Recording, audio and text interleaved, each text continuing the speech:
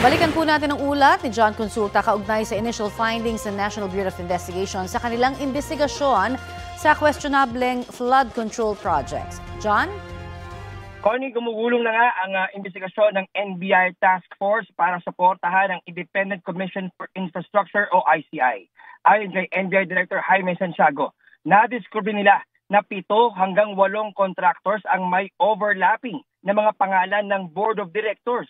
Kahit daw naglalaban-laban sa bidding ang mga kontraktor para sa mga proyekto ng DPWH, sila pa rin daw ang panalo dahil sa kanilang pagiging bahagi ng mga naglalabang mga kontraktor. Kung kaya't ayon kay Santiago, may tuturing daw na rigged ang bidding. Sa ngayon, may nakita na raw na irregularidad, Connie, ang mga umiikot na NBI agents na may kasamang engineers sa mga proyektong substandard at nawawala o ghost projects. Isusumite raw nila, Connie, ngayong araw sa DOJ ang kanilang initial report. Tumanggi naman si Santiago na pangalanan ang mga taong sangkot sa irregularidad pero sinabi niya na nakita nila ito sa mga lalawigan ng Mindoro at Bulacan. Nakikipag-coordinate naman ng NBI sa Anti-Money Laundering Council para makita ang galaw ng pera, hindi lang ng mga contractors kundi maging sa mga kongresista at senador na ipag-uutos ng ICI.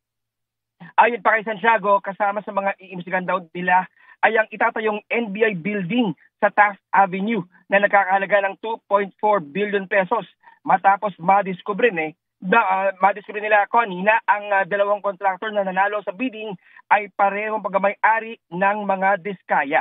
Harassment naman daw na may tuturing ang kaso isinampa ni Atty. Ferdinand Topacio laban sa kanya at kay DOJ Secretary Jesus Crispin Boying Rimulya. Wala raw nangyaring arbitrary detention sa pagkulong kina Sheila Guo at Cassandra Ong dahil may ipinalabas na warrant of arrest ang Senado at Kongreso laban sa kanila noong mga panahong iyon, kaya lihitimo ang ginawa nilang pag-aresto. Questionable rin umano ang timing at nais lang daw harangin ang posibleng pagpili kay Secretary Rimulya bilang sunod na ombudsman.